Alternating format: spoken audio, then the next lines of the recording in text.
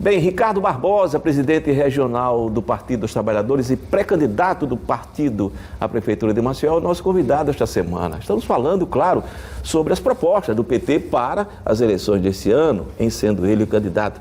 E eu perguntei sobre a campanha propriamente. Porque as campanhas hoje, elas acontecem principalmente nas redes sociais, na televisão, no rádio. Não está na hora de voltar para a rua, mudar essa lógica de distanciamento, né? Porque é impressionante isso, né? As redes sociais, por exemplo, elas seriam para aproximar e elas afastam, né? Os candidatos, os políticos do povo. São as bolhas, é o que eu estava te dizendo. É necessário sair das tais bolhas que foram criadas. Hoje em dia está um comodismo muito grande de quando a gente diverge, quando a gente tem alguma diferença, diferente de antigamente, Ricardo, a gente não vai mais para o debate político. Debate respeitoso. E era bom, né? Você ter eu já mediei vários debates de candidatos a prefeito e era extremamente interessante, na reitoria, na UFAL. Era muito legal, porque as pessoas ali, os candidatos estavam frente a frente e o público, a plateia, estava ali participando de alguma forma. Exato. Hoje em dia não. Hoje em dia, para você fugir do debate, e aí eu tenho um entendimento a respeito disso, para você fugir do debate, o que é que se faz? Cria as bolhas. Né? As redes sociais, onde ali tem os torcedores do Fluminense, os torcedores do Flamengo. É cômodo ser torcedor do Fluminense e estar numa bolha de um grupo de rede social da torcida do Fluminense. É ser torcedor do Flamengo, né? Que está ganhando tudo. Exato. Seria mais cômodo, então, estar num grupo de torcedores do Flamengo. Então, é necessário, mas essa questão das bolhas, eu disse que ia tratar desse assunto especificamente, eu acho que isso já é reflexo de um novo tipo de comportamento que nós não podemos deixar que prospere. É o comportamento da intransigência e da intolerância.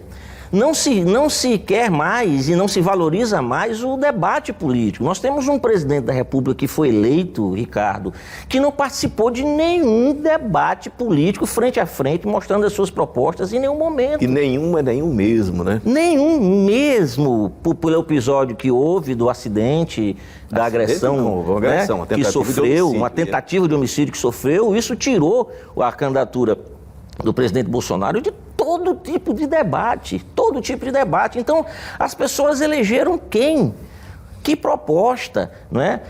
Baseada em que tipo de debate político, um debate franco, né? Então, é necessário que a gente retome o velho método, não que a gente queira fugir das redes sociais, porque isso é uma tendência que a gente não vai acabar, é disso para pior. Tem de ser complementar. Exato. É a gente fazer o bom debate, o debate das diferenças, né? O debate das transigências, na verdade, para que a gente não caia nessas bolhas que existem para interromper o debate político quando um determinado lado, ele não quer debater, ele quer usar da sua força, ele quer usar das mentiras, das fake news, não é? É o marketing de guerra. Do marketing, né? O marketing de guerra, eu assim chamo, porque na verdade é o tempo todo você mobilizar, né, um exército para a guerra. Exatamente. E a gente está precisando um pouco de paz. E a paz se dá, inclusive, no debate, no bom debate de ideias. Mas isso é outra história. Você falou das diferenças e das aproximações, das interseções. A esquerda está lançando aqui em Maceió vários pré-candidatos. PCdoB, PSOL, PDT, PT. Num momento como esse, tão grave de crise, e há de fato uma crise, já falamos, civilizatória, não seria hora de unir? Sim. Eu faço uma observação a respeito disso. Primeiro, que há duas discussões, uma eleitoral 2020, mais ligada diretamente ao que eu acabei de falar, de uma disputa de um projeto que é mundial e que perpassa aqui no Brasil. A necessidade de que a gente retome o debate, né, de unir a esquerda, e mais do que a esquerda, Ricardo, mais do que a esquerda, porque o projeto que está sendo atacado hoje é um projeto que ataca a democracia na sua essência. Toda semana a gente tem... né? Você tem o Congresso Nacional hoje presidido por dois integrantes de partidos de centro-direita que têm tido um papel extremamente importante, né? Principalmente o Rodrigo Maia, presidente da Câmara, né? E é do DEM. De centro-direita, inegavelmente. É porque é nessa hora que a gente vê a necessidade, onde é que a gente tem as afinidades, mas tem também que eleger o que é o principal, não é? Eu estou aderindo ao comportamento essencialista, ou seja, você definir o que é essencial. Nessa disputa política que nós vamos ter, nós temos que definir o que é essencial. E, na minha opinião, o essencial é a gente defender não é? A civilização, nós defendemos a democracia e nos defendemos contra os ataques que nós estamos sofrendo agora recentemente, né? Talvez até daqui a alguns minutos, quando eu termine de falar, já tenha saído da boca do presidente mais um impropério, mais uma desgraça. Com certeza.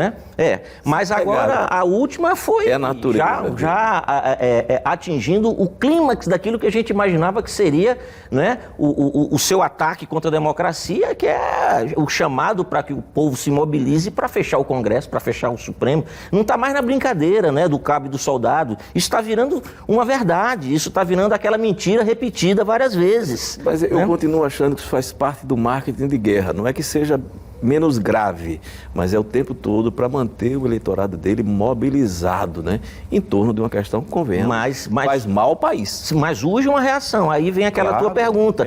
Então nós precisamos, independentemente de ser um período eleitoral, nós precisamos unificar os partidos políticos, né, em torno de candidaturas, uma defesa. Mas dá para fazer, porque são momentos diferentes. Agora, tem candidaturas, não é, que precisa dizer se está do lado desse projeto ou contra, se pronunciar. Aqui em Maceió, né, de todas as pré-candidaturas que estão colocadas, eu sou contra esse projeto. Eu sou uma candidatura de oposição ao prefeito Rui Palmeira e tudo aquilo que representa o bolsonarismo no Brasil.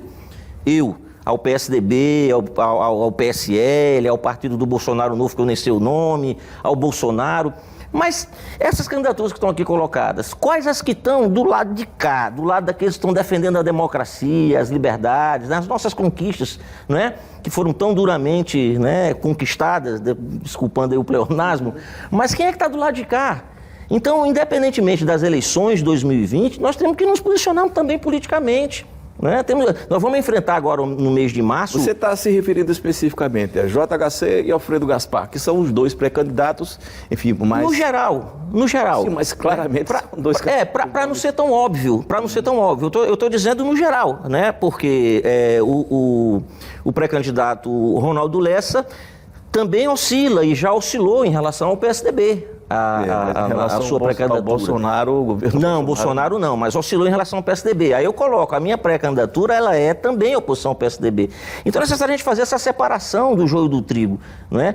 Que é uma dos objetivos dessa pré-candidatura nossa, é dessa chacoalhada, Ricardo. Fazer essa moçada descer do muro, né? Ou seja, quem é que está defendendo mesmo a democracia? Quem é que abre mão de determinados preconceitos do ponto de vista político para defender o que é essencial? Outra coisa vai ser o processo eleitoral, lá na frente, as arrumações que a gente faça. Então é necessário que a gente faça... Por exemplo, antes até da definição pelas convenções, se unifique uma candidatura progressista para disputar? Seria interessantíssimo. Seria interessantíssimo. Você acha possível? Eu acho possível, mas aí, Ricardo, tenho aqui vamos falar aqui do método da espinha de peixe aqui, né? Ou seja, quais são as espinhas de peixe para chegar na cabeça do peixe aí? A legislação eleitoral, ela modificou, não é? E ela agora impede as coligações nas chapas proporcionais. Exatamente. Isso por si só pode causar um fenômeno político de não ter mais tantas candidaturas majoritárias concentradas em torno de grupos políticos capitaneadas por partidos grandes, digamos assim, né? Partidos de esquerda, como nós do PT, aqui em Maceió, o próprio PSOL, o próprio PCdoB, a UP, que recém se legalizou e vai disputar o processo eleitoral, tem a legitimidade de ter como tática para 2020 a eleição de vereadores. E isso passa pela necessidade quase de eles terem um puxador de votos, uma majoritária. Uma candidatura majoritária. Então isso dificulta um pouco. Muito embora que eu acho que isso não é o essencial, né? Não é o essencial. E a gente tem que colocar em discussão, e esse chamado eu faço agora, às lideranças do PSOL, do PCdoB, da UP, do PCB, né? E do centro também, daqueles que entendam como nós a necessidade de a gente fazer um bloco que consiga separar PSDB de um lado, Bolsonaro de outro, para que a gente faça uma disputa política, sincera, digamos assim, um bom debate político nesse pleito de 2020, casando com essa necessidade da luta nacional. Agora vamos lá, você falou da questão do PSDB, de Bolsonaro. Tem o MDB, é governo aqui no estado de Alagoas, e você falou da política neoliberal, e de fato Paulo Guedes, aliás, os Chicago Boys, né, são conhecidos internacionalmente a partir do Chile, inclusive, né, de Pinochet. Mas veja só, aqui em Alagoas, a reforma da Previdência, ela consegue ser mais dura, mais cruel do que a reforma do Bolsonaro da Previdência Social. Vocês se sentem à vontade ainda permanecer no governo desse jeito? Daqui a pouco você responde.